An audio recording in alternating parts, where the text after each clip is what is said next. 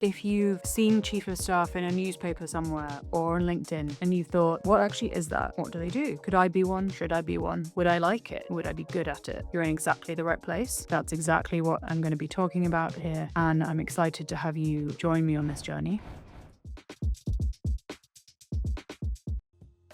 What actually is a chief of staff role? I think it's something with 3 characteristics. To me, the first one is always going to be that you work for a principal. That could be a CEO, that could be a government minister, could be an ambassador, could be a founder. Either way, you work for someone who is, if not at the top, pretty close to the top of your company. You might do work that isn't just for them, but ultimately you report into them, they are your priority, and together you define how you spend your time. The next thing is that a chief of staff is in some ways defined as much by what they're not as what they are. And by that I mean, to me, a chief of staff is not a COO, it's not a CHRO, it's not an EA, and really in most instances, apart from in very early stage startups, I also don't see a chief of staff as something that is at one particular time doing another role. Now, that might be just semantics because chiefs of staff do plug gaps, but I would see them more doing a little bit of a lot of different things rather than, okay, this quarter I'm going to be the CMO, for example. And that's what I mean by they're defined by what they're not. The chief of staff is doing everything else.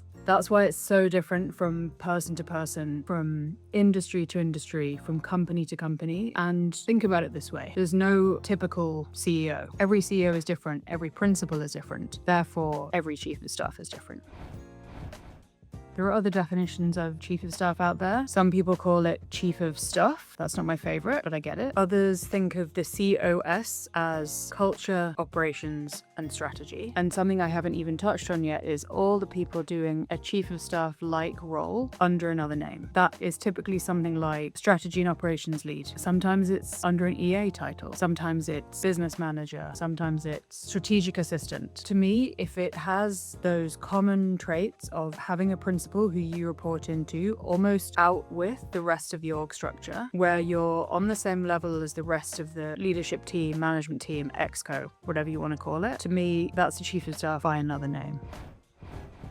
So I mentioned stability before, and while in some senses there is a lot of clarity, you know who your boss is, you know who you work for, that can be where the stability ends because the role is so varied. If I think back to my time as a chief of staff, I was doing some government affairs work, some financial reporting work, some M&A work. If I think of some clients that I work with, they're doing some technology implementation work. A lot of them are doing AI type of work. A lot of them are doing transformation work. That's a big one. And then there's all the things that you have to also keep ticking over every month. So board prep, competitor reports, and all of the financial reporting, meeting prep, making sure your principal is prepped. And that makes a mix of, I would say, 60-40 in terms of the things that you know you're going to have to do every month. That's the 40%. And then things that aren't necessarily crises or unexpected, but they're things that you wouldn't necessarily have been able to plan for. And that's because really that's the life of a CEO, and it mirrors that.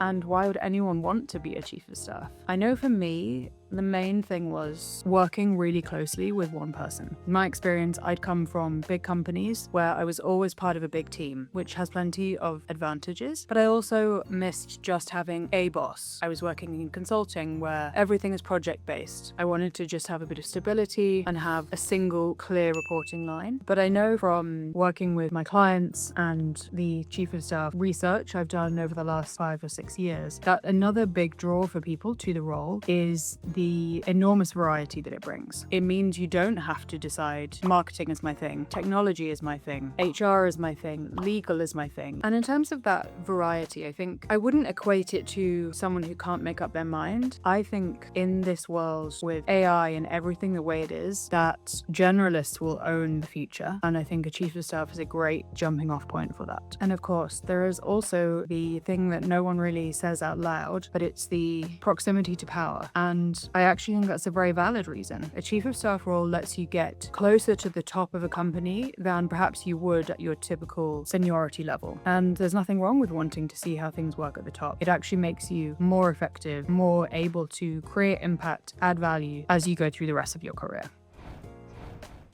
Let's talk about the challenges of the role, because it's not easy, it's not for the faint-hearted, and because it is so varied and so human and so relationship-focused, it can be harder to kind of engineer than other roles. I've already touched on one of the difficult things, that is the fact that it is very relationship-focused. That means it can feel like all of your eggs are in one basket. If you have a bad day with your principal, let's be real, you probably are going to spiral. I know I did, I know other people do. It would be better not to, but it's just reality. We're humans and we need that connection and that sense of safety in our social and work groups. It's also a role where you're not really responsible for any one thing, and you almost certainly don't have a team or a pyramid underneath you helping you to get these things done. So you're relying instead on other people who don't report into you. And that's where the very commonly used phrase around chiefs of staff comes from: influencing without authority.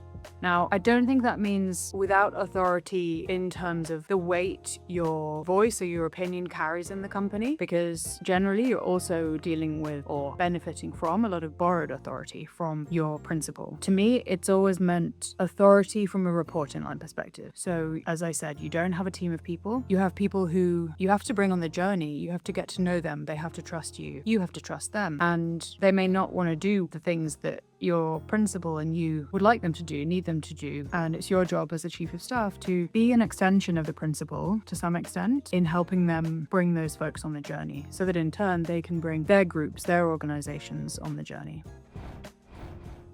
But enough about the challenges. What are the amazing parts of the role? Because there are many. And to me, it's the most exciting role there is. I would say even more so now than when I did it back in 2020. And that's for a few reasons. As I said, it gives you access to and visibility over an entire company and really into an entire industry, because almost without exception, wherever you work, the person in charge, the boss, the principal, the CEO, they're not limiting their vision and their impact only within the company. Very often, if not usually, they are leading voices in their industry. They are working with policymakers. They are working with industry shapers. They are at the forefront of emerging trends. They're traveling. They're never in one place for long. And being close to that can be really electrifying. It can also lead to exhaustion. And another amazing part of the role is the variety. It is the fact that usually you'll have come from a role where you had a specific task and you and your team had to figure out how to get it done. Even if there was a lot of variety, your remit was clear and that shaped every day, and you kind of knew what you'd be doing most days. Now, I think there are probably some exceptions. I think in, again, early stage startups, that probably isn't the case. But in most more mature organizations, there is a level of stability and continuity that comes when companies are at the maturity that they really need a senior chief of staff. That chief of staff has to be able to context switch constantly. So for the folks out there who love variety, who love learning new things, who love figuring out how things work, it is the best possible place to be. And for folks out there who really excel at building relationships and trust and love getting to know people and love building those relationships, I can't think of a single role where you have more license to do that as a chief of staff. People often talk about the chief of staff listening tour, which is when a chief of staff joins an organization and they, again, have complete carte blanche to go around an organization and get to know everyone, hear their concerns, hear their priorities, hear their goals, hear their perspective on the organization. I will put a link in the notes to a guide I prepared to help facilitate that for new chiefs of staff, so look out for that below. But when else do you get to go around the whole company and figure things out? Maybe in some ways as an intern, but then you probably don't get to do that again until you're a chief of staff. Or skip the whole stage and just go straight to CEO. Another amazing part of the role is the fact that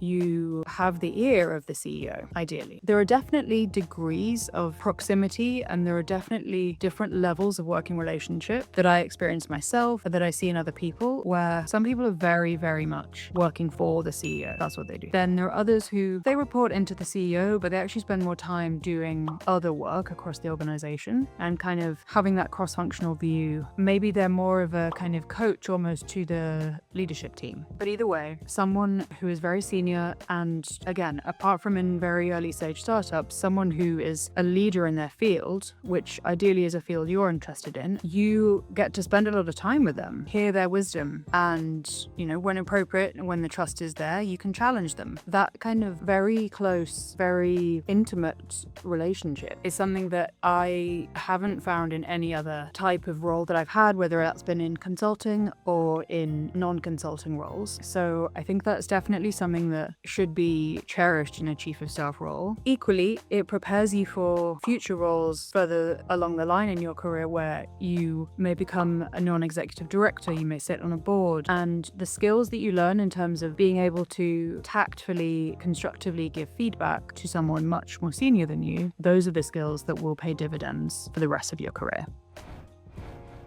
There is a lot of healthy debate, let's say, out there around what are the qualifications for a chief of staff role. And I think that probably deserves its own video. But for now, I'll say that a chief of staff role is really as much about who you are, how you interact, and the 3 I's as part of the Chiefly 3I framework, which is the I of the intellectual, and that's what you know. And that's your analytical skills, your problem-solving skills. That's what you know about your industry, what you know about your competitors, about your customers, things you know. The other part that needs to be equally, maybe if not more well-honed, is the second I, which is the interpersonal. That's how are you? How do you interact with people? How do you build trust? How do you give trust? How do you influence without authority? How do you communicate? How do you read a room? How do you soothe tensions in a room? All those kind of things. And then the third one, which, look, I think is important for everyone, but especially chiefs of staff, because the role is so focused on someone else, it can be really easy to lose yourself in that. That's why the third I is intrinsic, and that is everything that's inside you. So how